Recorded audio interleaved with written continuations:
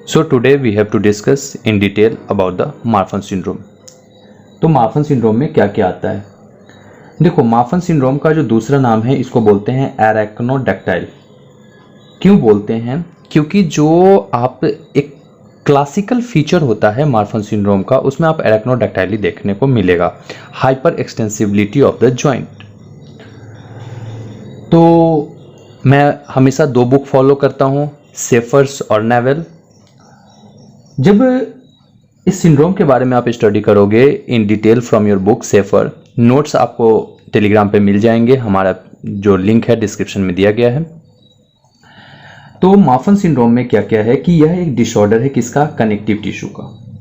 Connective tissue का disorder है, autosomal dominant disorder है। ओके, आपको जेनेटिक्स जब आप 12th बायोलॉजी से कर रहे थे तो आपको जेनेटिक्स में बताया गया था कि there is some autosomal dominant character, there is some autosomal recessive character. जो डोमिनेंट कैरेक्टर होता है वो अपने आप को एक्सप्रेस करता है हमेशा।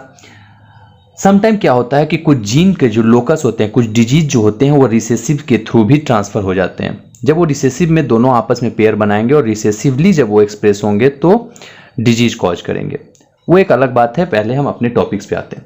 तो Marfan syndrome is a disorder of connective tissue. यह एक कनेक्टिव टिश्यू का डिसऑर्डर है। इसको दूसरा नाम इसका दिया गया है मार्फन एकार्ट सिंड्रोम या एराक्नोडैक्टाइली। ये तीन प्रिंसिपल ऑर्गन को अफेक्ट करता है। जो तीनों ऑर्गन होंगे मेनली आई, ऑक्यूलर पोर्शन को, आई को, दूसरा स्केलेटल मसल को और स्केलेटल पोर्शन को, उसके बाद कार्डियोवैस्कुलर को। ठीक है, तीन हो गया, आई, स्केलेटल और cardiac.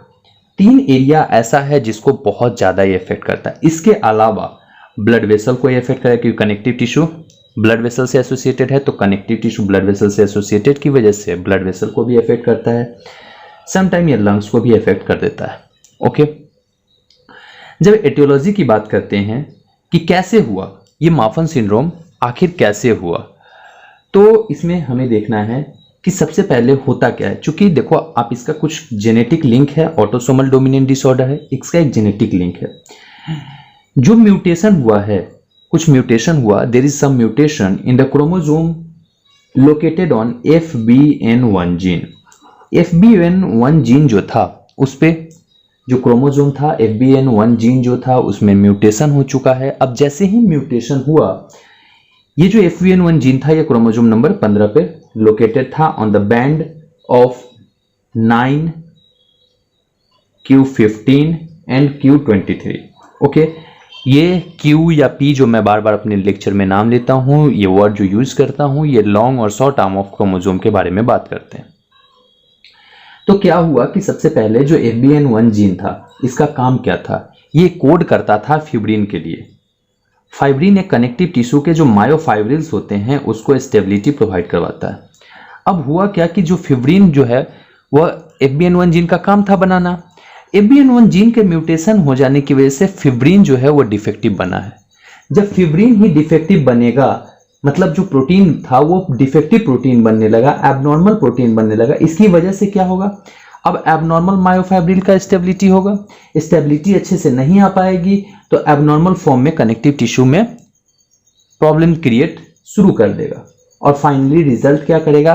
That is abnormality, that is Marfan syndrome. Clinical feature के बारे में बात करते हैं। क्लिनिकल फीचर मैं हमेशा एज, सेक्स, साइट को रिलेटेड बात करता हूं, हमेशा से ही, हमारे हर लेक्चर में मैंने बात किया है। तो एज की बात करते हैं। ये मेनली चिल्ड्रंस को, यंग इंडिविजुअल को अफेक्ट करता है। सेक्स की बात करेंगे, मेल फीमेल इक्वल प्रेडिलेक्शन है। साइट की बात करेंगे तो तीनों साइट मैंने आपसे बात कर लिया है, आई पे, स्केलेटल एरिया पे, कार्डियोवैस्कुलर पे, ब्लड पे, लंग्स पे, इन सब को अफेक्ट करता है। तो एज, सेक्स, साइट क्लियर है हमारा। इसके बाद आते हैं इसका कि प्रिविलेंस कितना है।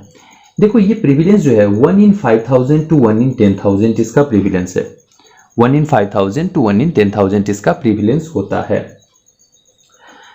ये जो अब बात करते हैं एक एक ऑर्गन को लेकर के कि स्केलेटल पे क्या क्या इफेक्ट कॉज करेगा। ये जो स्केलेटल पे इफेक्ट शो करता है, that is tall stature, person का जो हाइट वगैरह होगा बहुत ज़्यादा टॉल दिखेगा पर्सन। उसके अलावा हेड जो होगा, पर्सन का हेड होगा बहुत टॉल। आप फिगर में देखो, मैंने पॉपअप पे फिगर डाला है, उसमें देखो कि पर्सन का हेड बहुत टॉल है। ओके, उसके अलावा अरेक्नोडक्टाइली लॉन्ग थिन फिंगर देखने को मिलेगा, जिसकी वजह से इसका नाम दिया गया था। Hyper extensibility of the joint होगा, इसमें हाई आर्च पैलेट होगा। अब पैलेट हाई आर्च होगा तो क्या होगा, डेंचर हमें देना पड़ेगा पेशेंट को। अब डेंचर जो हम बनाएंगे वो डेंचर इल फिटिंग डेंचर होगा। अब इसकी वजह से बहुत सारे और कॉज हो सकते हैं। उसके बाद स्कोलियोसिस देखने को मिलता है, काइफोसिस देखने को मिलता है, स्लीपिंग ऑफ वर्टिब्रा हो सकता है, पेक्टस एस्केवेटम, जैसा कि आपने पढ़ा होगा इन द डिजीज ऑफ रिकेट, आपको पेक्टस एस्केवेटम देखने को मिलता है। जब आप चेस्ट का एग्जामिनेशन करते हो, आप जनरल मेडिसिन में पढ़ते हो कि चेस्ट जो है वो बायलेटरली सिमेट्रिकल होता है, बट पेक्टस एस्केवेटम पिजन लाइक चेस्ट हो जाता है इन द केस ऑफ रिकेट। तो उसी टाइप का कुछ यहाँ पे भी देखने को मिलेगा कि वर्टिब्रा स्लिप कर रहा है, मतलब वर्टिब्रा का शेप बिगड़ रहा है, इधर से पेक्टस एस्केवेटम हो रहा है। इसके अलावा जो डोलियो एस्टिनोमेलिया, ये वर्ड बहुत इंपॉर्टेंट है, आपको सेफर्स में मिल जाएगा ये वर्ड। इसका मतलब क्या होता है, long limb relative to the trunk of the body, मतलब जो बॉडी है, ये बॉडी बहुत छोटा रह गया, ठीक है, मान लो एक सेकेंड के लिए, लेकिन इस पर्सन का जो लिम्ब है, जो हाथ पैर हैं, ये बहुत बड़े बड़े हो गए, ठीक है। तो this will be seen in the case of arachnodactyly Marfan syndrome.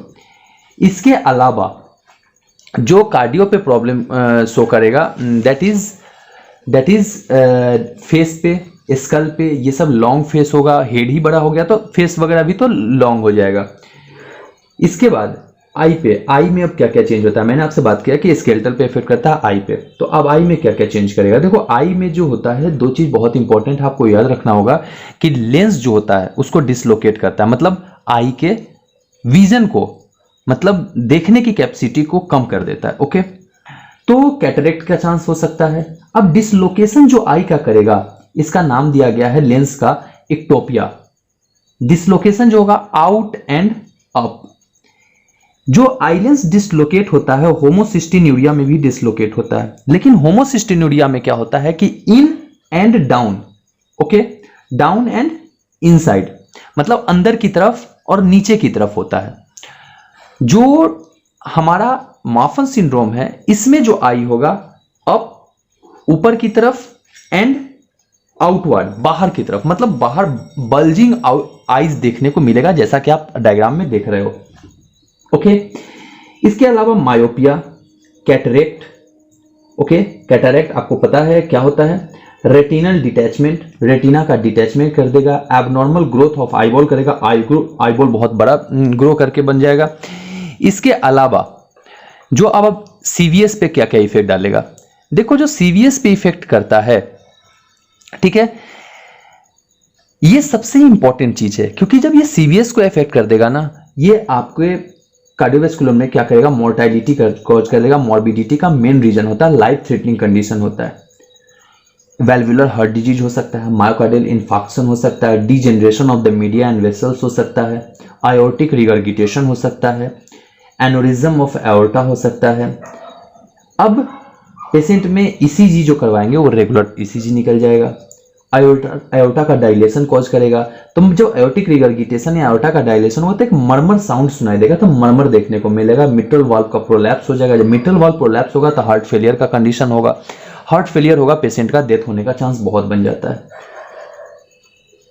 जब ओरल कैविटी में आप आते हो कि ओरल मैनिफेस्टेशन क्या होगा मार्फन सिंड्रोम में, ओरल मैनिफेस्टेशन, ये बहुत बच्चों का डाउट होता है। मैं वाइवा में जब भी जाता हूं तो मैं वाइवा लेता हूं, तो उसमें बच्चे बोलते हैं sir sorry I don't know. क्यों भाई, ओरल मैनिफेस्टेशन जब आपने 3 फीचर पढ़ लिया, सीवीएस पे क्या हुआ, आई पे क्या हुआ और स्केलेटल पे क्या हुआ, तो आपको एक चीज मैंने पहले ही बताया कि हाई आर्च पैलेट होता है। हाई आर्च पैलेट हुआ, डेंचर स्टोमेटाइटिस का भी चांस बन सकता है, बिल्कुल बनेगा, क्योंकि डेंचर इल फिटिंग होने लगेगा। उबला, जो यूबुला होगा तब वो बाइफिड यूबुला होता है, ठीक है। इसके अलावा मैलक्लूजन, बिल्कुल, क्योंकि बोन का डेवलपमेंट ही प्रॉपर नहीं होगा, कनेक्टिव टिश्यू का डेवलपमेंट ही प्रॉपर नहीं होगा, तो क्या होगा, मैलक्लूजन होने का चांस रहेगा। इसके अलावा multiple odontogenic cyst of maxilla and mandible, cyst बनने लगेंगे क्योंकि बार बार फ्रैक्चर होगा, बार बार वहां पे नेक्रोसिस का चांस होगा, तो सिस्ट का फॉर्मेशन होने का चांस बहुत ज्यादा हो जाएगा। उसका टीएमजे का डिसोरिएंटेशन होने लगेगा आपके टीएमजे में। अब आप पेशेंट को भेजते हो इन्वेस्टिगेशन के लिए। आपने बोला कि सर एक ओपीजी करा करके आइए। पेशेंट आया ओपीजी करा करके, आपको पता चलेगा कि मैल ऑक्लूजन है, टीथ का प्रॉपर लोकेशन अपना सही नहीं है। टीएमजे में आपने चेक किया तो टीएमजे में क्लिकिंग साउंड सुनाई देने लगा आपको। उसके बाद स्कल का हाइट बड़ा आपको देखने को मिला, आर्च पैलेट जो है वो भी बहुत हाई देखने को मिला, इनलार्ज फ्रंटल साइनस देखने को मिला। तो these all are the situation seen in the case of Marfan syndrome. अब आपको देखना है कि ट्रीटमेंट में क्या रखूं। ट्रीटमेंट प्लान आपको डिसाइड करना होगा according to the age of the patient. Patient generally young age के होते हैं, तो इसमें क्या होता है कि हमें सिस्टेमेटिक ट्रीटमेंट पे चलना होगा। आई में प्रॉब्लम है तो आई का ट्रीटमेंट करना होगा, स्केलेटल प्रॉब्लम है तो स्केलेटल प्रॉब्लम सॉल्व करना होगा, सीबीएस का प्रॉब्लम है तो सीबीएस का प्रॉब्लम देखना होगा। जब आई में प्रॉब्लम है, कैटरेक्ट है, तो उसका सर्जरी करके हम सही कर सकते हैं। डिसलोकेशन हुआ है आई बॉल का, उसका भी सर्जिकल प्रोसीजर के थ्रू हम डिसलोकेशन को सही कर सकते हैं। सीरियस जो कि बहुत ज्यादा ही मतलब कह सकते हैं मॉर्बिडिटी और मॉर्टिलिटी के लिए बहुत खतरनाक है, यही रीजन बनता है मॉर्बिडिटी और मॉर्टिलिटी का। तो इसमें आपको क्या करना होगा कि पेशेंट को बीटा ब्लॉकर्स पे रखना होगा। बीटा ब्लॉकर जो कि एंटी हाइपरटेंसिव ड्रग होता है, वो वैसोडाइलेशन कॉज करता है। ओके, तो बीटा ब्लॉकर जब आप देते हो पेशेंट को, तो उसकी वजह से क्या होगा, उसमें आएगा बीटा ब्लॉकर में प्रोपेनोलॉल, टीमोलॉल, एटिनोलॉल एक्सेट्रा। इसके अलावा आपको एस इनहिबिटर देना होगा बीटा ब्लॉकर्स के साथ, इसके जिसमें आएगा आपका एनाप्रिल, कैप्टोप्रिल। इसके अलावा आप कैल्शियम चैनल ब्लॉकर दे सकते हो पेशेंट को। मल्टी डिसिप्लिनरी आप एक्शन शो करोगे। पेशेंट को आप हमेशा मॉनिटर करोगे और रखोगे पेशेंट को मॉनिटरिंग में, क्योंकि जो सीवियस अगर प्रॉब्लम पकड़ लिया तो बहुत ज्यादा ही लाइफ थ्रेटनिंग कंडीशन होगा। तो this was all about the Marfan syndrome. Hope कि आपको ये वीडियो समझ में आया होगा। मैंने बहुत इजी करने की कोशिश करी है। इसका इंग्लिश वर्जन भी मैं अपलोड जल्द ही कर दूंगा आपके लिए, क्योंकि बहुत बच्चों का डिमांड था कि सर हिंदी में आप अपलोड करो, हिंदी में अपलोड करो, तो मैंने हिंदी में ही अपलोड कर दिया। इससे पहले भी मैंने हिंदी में ही अपलोड किया है। ये दोनों वीडियो लेक्चर में इंग्लिश में भी अपलोड कर दूंगा और बच्चों के लिए। Thank you, that's all for today. ये सारे नोट्स आपको मेरे Telegram page, Instagram ocean of dentistry, Telegram page dental अड्डा, सबके लिंक डिस्क्रिप्शन में दिए गए हैं। आप वहां से ज्वाइन कर सकते हैं और वहां पे आपको सारे नोट्स मिल जाएंगे। Thank you, that's all for today. Please do like, share and subscribe to our channel. आपको अच्छा लगा हो आप लाइक कर देना, शेयर कर देना और सब्सक्राइब कर देना हमारे चैनल को। Thank you.